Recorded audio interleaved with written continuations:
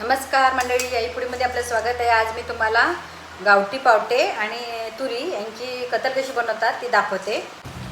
कोकणात तुरी पावट्याची कतल खूप आवडीने खातात, शेतकरी लोक तर सतत खात असतात। आता आपण काय करायचं की पावटे जेवढे घेऊ त्याच्या निम्मे तुरी घ्यायच्या।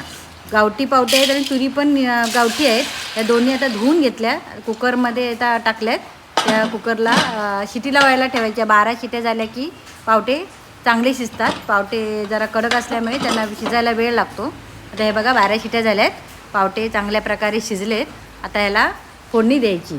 आता हे शिजलेले आहेत पावटे, तर त्याचे 1 चमचा कढईमध्ये तेल घातलं, त्याच्यामध्ये 4 पानं तेजपत्त्याची टाकली आणि 5-6 लसूण घेतलेले आहेत, ते ठेचून घ्यायचे चांगल्या बारीक आणि ते फोडणी द्यायची। ते लसूण आणि मसाला पानं गरम झाली चांगली, या फोडणीत कांदा घालायचा नाही, फक्त लसूण आणि तेजपत्ता।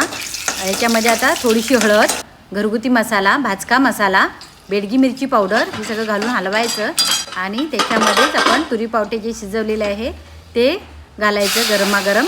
आता हे घातलं बघा, अशा प्रकारे घालून त्याच्यामध्ये थोडंसं वाटण टाकायचं। काळं वाटण मी मागच्या व्हिडिओमध्ये तुम्हाला दाखवले कशा प्रकारे तयार करायचं, तर ते वाटण टाकायचं।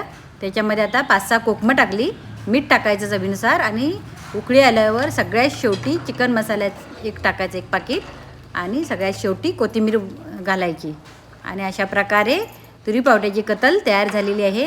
ही कतल आपण अशी नुसतीसुद्धा खाऊ शकतो आणि त्याचा रस आहे तो पिऊन बघा, मस्त लागतो। ही कतल भात आणि भाकरीसोबत खूप छान लागते। तुरी पावटे कधीतरी अशीच नुसती उकडायची आणि त्याच्यात मीठ घालून चाट मसाला टाकून खायचं, खूप छान लागतात। 1 नंबर कतल झाली, करून बघा अशी। पुढच्या वेळेस पुन्हा भेटूया।